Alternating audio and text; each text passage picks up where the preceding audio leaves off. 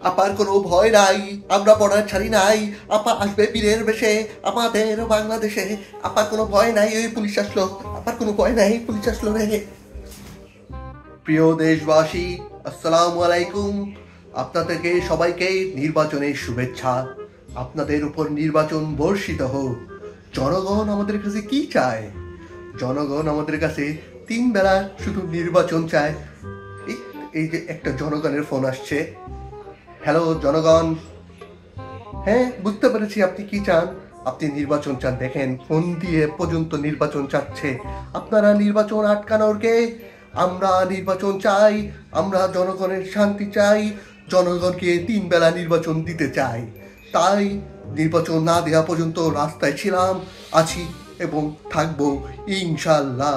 আসসালামু আলাইকুম দেশের জনগণ। আমরা আপনাদের কাছে ভোটও চাই না, আমরা আপনাদের কাছে নির্বাচনও চাই না। আমরা আপনাদের কাছে যা চাই তা হচ্ছে নিবন্ধন। আমাদের নিবন্ধনটা আমাদেরকে ফেরত দিতে সহযোগিতা করুন। আর পারলে আপনি আপনি 10টা করে সিট দিন আমাদেরকে।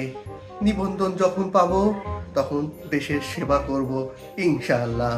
তাই নিবন্ধনটা যাতে ফেরত পাই সেজন্য রাস্তায় আছি, থাকবো এবং নিবন্ধন ফেরত পাওয়ার আগ পর্যন্ত এদেশে কোনো নির্বাচন হতে দিব না, দিব না, দিব না। এই আমাদের মার্কাটা কি আছে?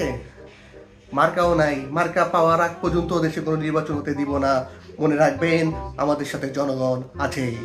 প্রিয় দেশবাসী, আপনাদেরকে প্রথমেই শুভেচ্ছা জানাচ্ছি বাংলাদেশ জমিদারি দাদার পার্টি থেকে।